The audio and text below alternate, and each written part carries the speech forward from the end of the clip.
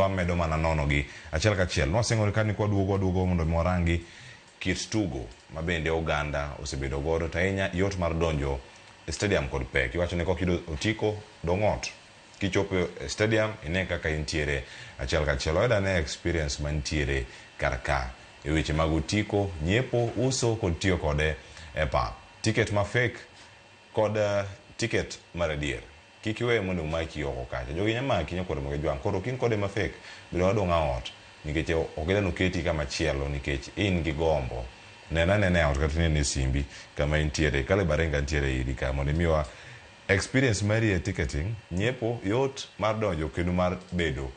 oko bende. Ang'eni Walter Nkonwa ber mar nene ka intiere ot. Wacho ni nyanene ka ine sofa ni kachi neno replay gima Kale Barenga ok ne ka nie pap kata jeno lale rito mana kacha ni erose mi ng'ane red card okia ka red card nubiro maber to eno mana ka ng'ato dhi VAR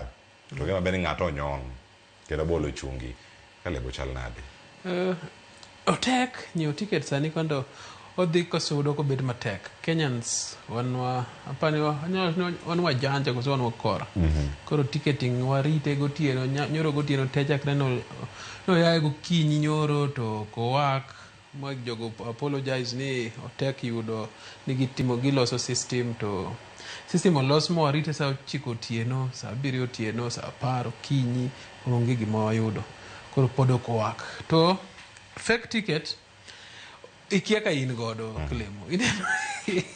ousni imbe site moro mi yude to dongo se kori di kik inyiew physical ng'ato kaw mare mbui dipo ni dhane ma wiye tek so fake ok nyaka bed ni en mar kartas ni mana ma digital no be fake ma yoro mana pesa mi paro ni ber kata yude tek koro yoro ne ng'ato mondo nyiewni to nyiewo to oro ni to in ng'e ni mana go original to idhi stadium kacha kokimaki ok maki kata ok ging'eyo lakini namba dhi maduong' ko ka en 27,000 people to iyudo ka 140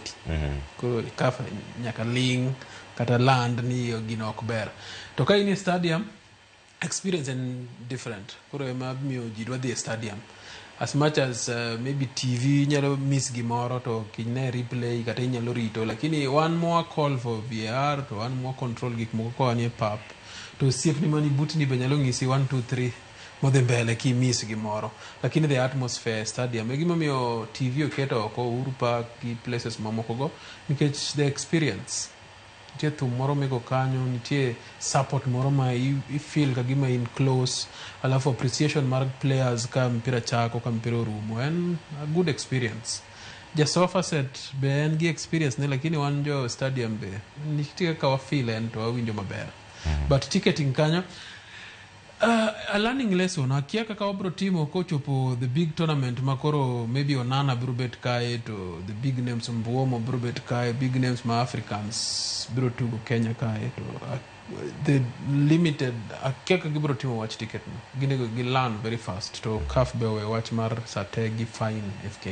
FKF ntie learning period to jionego puonjre to understand the culture mar piny magin nitiere nikech bro bet a big race ka jidwa neno Mohamed Salah kabiro tugo kae jidwa neno the stars kabiro tugo kae to samoro gitugo gi Arambe samoro gitugo gi team moro mok bi bet easy mar ge Arambe kende mi control jo Kenya ng'eyo ka Egypt bro goyo gi Cameroon to en Nyayo Stadium to por Nyayo Stadium biro be flooded ke jidwa neno gino unless gitugo the same time gi Arambe Stars ma podo ok bi bet maber nikech ji pod bro dwa dhi neno macha nikech of the stars mantie kuno koro onego walan sani mapiyo very fast the government FKF kod CAF onego ng'e gima gibro timo ne watch ticketing because it's becoming a huge issue